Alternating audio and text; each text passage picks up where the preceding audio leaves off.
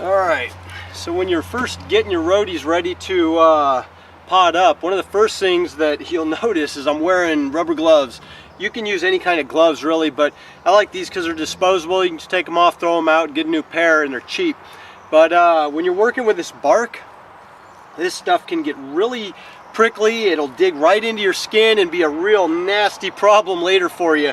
It itches, it gets under your skin and causes little red bumps all over your hands that just itch. And so it's not a problem if you got gloves, but you want to get some gloves. So what I do, I've got all these guys just stuck in this bark, just right next to each other, and I'm actually thinking next year about putting them in individual little 4-inch pots so that I don't have to deal with separating the roots. But for now, this is what I've been doing, and it's working just fine for me. So I just kind of dig down in there a little bit and I lift them out. I get a little guy just like that, and there's his root ball, good strong solid roots. And then I've got a little deal I can kind of, little tote to move them around in. I just set them right down in there. Go right along, get the next guy. Try not to disturb them too much, get all the excess stuff off of there. Another little happy rhodie. And this is what I was talking about earlier. Like, I just pulled him out of the bed. He was propagated last, not last spring, or not last fall, but the fall before. So they've been in this bed for a good year and a half.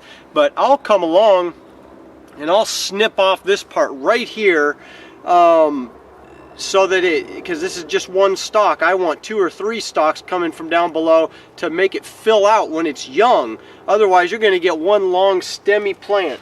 So we'll just set him aside. We just dig up the next guys, and I don't want to disturb all these too much over here. This is one of the problem with putting them right close to each other, is you get the varieties next to each other and the roots kind of tangle.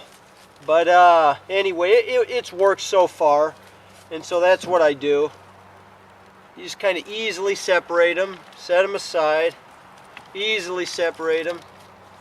And these guys are pretty hardy. You can't really hurt them too easy. They're going to make it through just about anything.